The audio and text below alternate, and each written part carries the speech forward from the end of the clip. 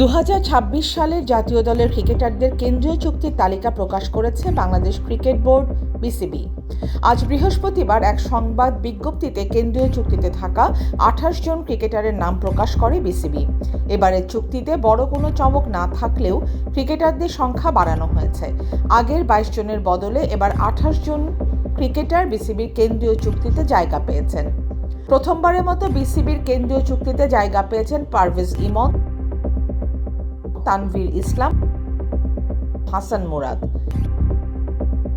এবারের চুক্তিতে ফিরেছেন যে সকল ক্রিকেটার: সাইফ হাসান, নুরুল হাসান, সোহান, নাইম হাসান, শামীম হোসেন।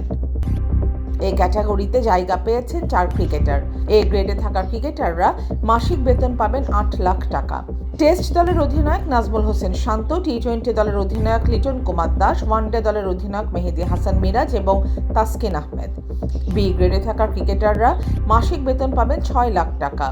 বি ক্যাটাগরিতে আছেন 11 জন ক্রিকেটার: মুশফিকুর রহিম, মুমিনুল হক, তাইজুল ইসলাম, মুস্তাফিজুর রহমান, তাওহিদ হৃদয়, হাসান মাহমুদ, নাহিদ রানা, সাদমান ইসলাম, তানজিদ হাসান তামিম, রিশাদ হোসেন ও শেখ মেহেদী হাসান।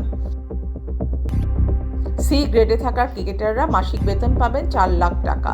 এই ক্যাটাগরিতে আছেন 6 জন ক্রিকেটার: সৌম্য সরকার, জাকের আলী অনিক, শরীফুল ইসলাম,